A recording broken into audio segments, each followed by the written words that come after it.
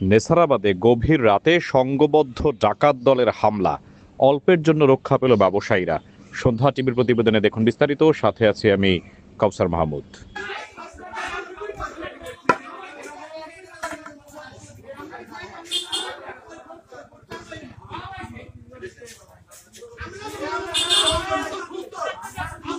পিরোজপুরের নেছারাবাদ উপজেলার ইন্দেরহাট বাজারে গভীর রাতে 25 থেকে 30 জনের সংঘবদ্ধ ডাকাত দল হামলা চালিয়ে কয়েকজনকে বেঁধে মারধর করে টাকা পয়সা ও মোবাইল ছিনিয়ে নিয়েছে।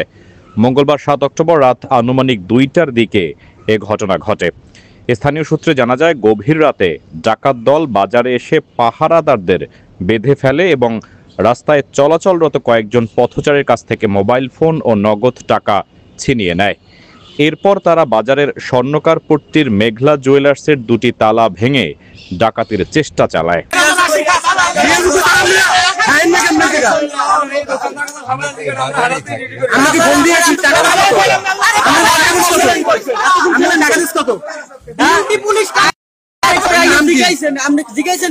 আমার নাম হারুন ভাই।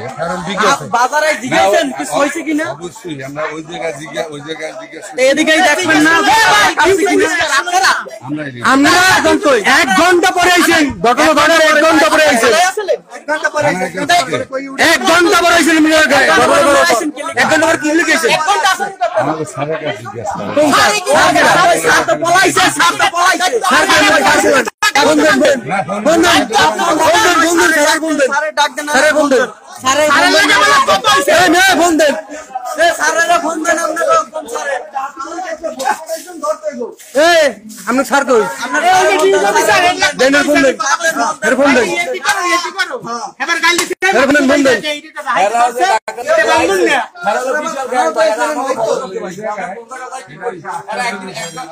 এ সময় পাশের একটি বাড়িতে বিয়ের অনুষ্ঠান চলছিল।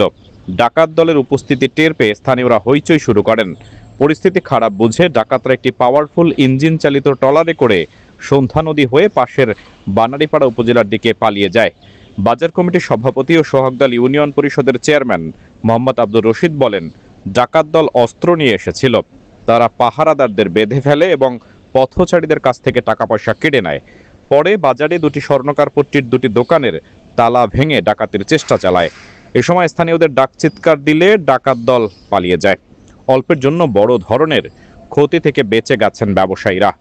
নেছারাবাদ থানার officer in charge OC Boni Amin বলেন, গভীর রাতে ডাকাত দল বাজারে ঢুকে ডাকাতির চেষ্টা চালায়। স্থানীয়দের প্রতিরোধে তারা পালিয়ে যায়। এ ঘটনায় থানায় মামলা প্রক্রিয়াধীন।